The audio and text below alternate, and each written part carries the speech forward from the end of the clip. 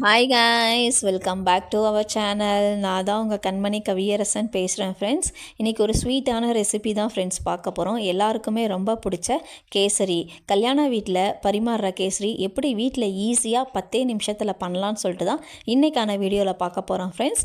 வீடியோக்குள்ளே போகிறதுக்கு முன்னாடி நம்ம சேனலை மறக்காமல் சப்ஸ்கிரைப் பண்ணிக்கோங்க. பக்கத்தில் இருக்க பெல் பட்டனும் டிக் பண்ணிக்கோங்க. அப்போ தான் நான் போடுற எல்லா வீடியோஸும் உங்களுக்கு வந்து சேரும். வாங்க வீடியோக்குள்ளே போகலாம். இன்றைக்கி நான் ஒரு பேனில் வந்து பார்த்திங்கன்னா 5 டேபிள் ஸ்பூன் அளவுக்கு நெய் ஆட் பண்ணிக்கிறேன் ஃப்ரெண்ட்ஸ். இந்த நெய் வந்து கொஞ்சம் சூடானதுமே எடுத்து வச்சுருந்த முந்திரி 15 பல்லு வந்து ஆட் பண்ணிக்கிறேன். இது லைட்டாக பொன்னிறமாக வறுக்கும் போது 15 திராட்சை வந்து நான் ஆட் பண்ணிக்கிறேன்.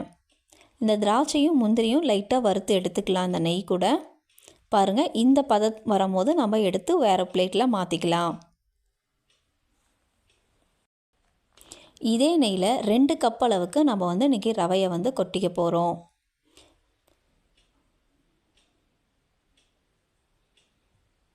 இந்த நெய் கூட நல்லா இந்த ரவையை வந்து நம்ம வறுத்து எடுத்துக்கலாம். இந்த நெய் கூட நீங்கள் வறுக்கும் போது ரவை வந்து நல்லா எல்லோ கலரில் சேஞ்ச் ஆகிடும். ஃபஸ்ட்டு ஒட்டிகிட்டு இருக்க மாதிரி இருக்கும், அதுக்கப்புறம் இந்த மாதிரி உதிரி உதிரியாக வந்துடும். இதுதான் ரவையோட வறுத்த கரெக்டான பதம். இன்னொரு பேனலில் நான் 1 கப்பு ரவைக்கு 3 மடங்கு அளவுக்கு தண்ணி எடுத்திருக்கேன் ஃப்ரெண்ட்ஸ். அந்த தண்ணியை பாத்திரத்தில் நம்ம நல்லா கொதிக்க வச்சு எடுத்துக்கலாம். நான் 2 கப்பு ரவைக்கு 6 கப்பு தண்ணி எடுத்திருக்கேன். தண்ணி நல்லா சூடானதும் 1/4 டேபிள் ஸ்பூன் அளவுக்கு ஃபுட் கலர் ஆட் பண்ணிக்கிறேன். இது கூடவே 2 ஏலக்காய் வந்து தட்டி பொடியாக ஆட் பண்ணிக்கிறேன். உங்களுக்கு ஃபுட் கலர் ஆட் பண்ண இஷ்டம் இல்லைன்னா மஞ்சத்தூள் கூட ஆட் பண்ணிக்கலாம்.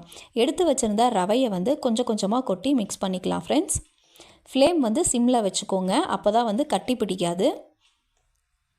இப்படி மிக்ஸ் பண்ணிகிட்டே இருக்கும் போது கட்டி பிடிக்காமல் அடி பிடிக்காமல் நல்லா ஈஸியாக ரவை வந்து தனியாக தண்ணி கூட வெந்துடும்.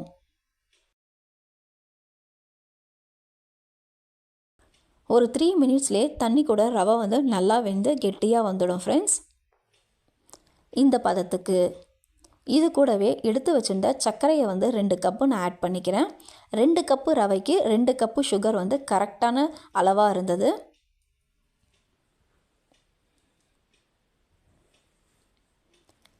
சுகரை கொட்டிட்டு நல்லா மிக்ஸ் பண்ணி விட்டுக்கலாம். அந்த சுகர் கரைய திரும்ப கொஞ்சம் தண்ணி பதத்துக்கு வரும். 3 மினிட்ஸ்லேயே அந்த தண்ணியுமே நல்லா ட்ரை ஆகிடும் ஃப்ரெண்ட்ஸ். நீங்கள் கப்பு இல்லைன்னா கிளாஸ் எந்த மெஷர்மெண்ட் எடுத்தாலும் அதுக்கு தகுந்த மாதிரி தண்ணியும் சர்க்கரையும் ஆட் பண்ணிக்கோங்க.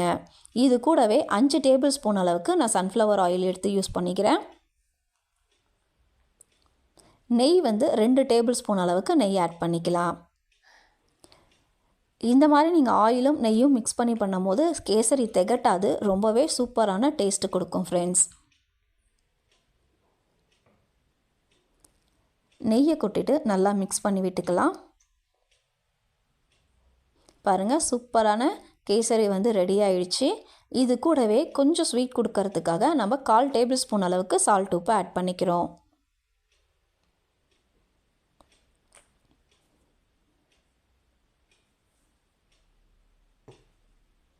பாருங்கள், பார்க்கும் போதே எவ்வளவு சூப்பரான கேசரி வந்து ரெடி ஆயிடுச்சு ஃப்ரெண்ட்ஸ்.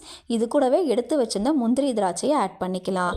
ஃபைனலி என்னோட வீடியோ பிடிச்சிருந்துச்சுன்னா மறக்காமல் லைக் பண்ணுங்க. நெக்ஸ்ட் ஒரு இன்ட்ரெஸ்டிங்கான வீடியோவில் திரும்ப மீட் பண்ணலாம். Bye bye friends.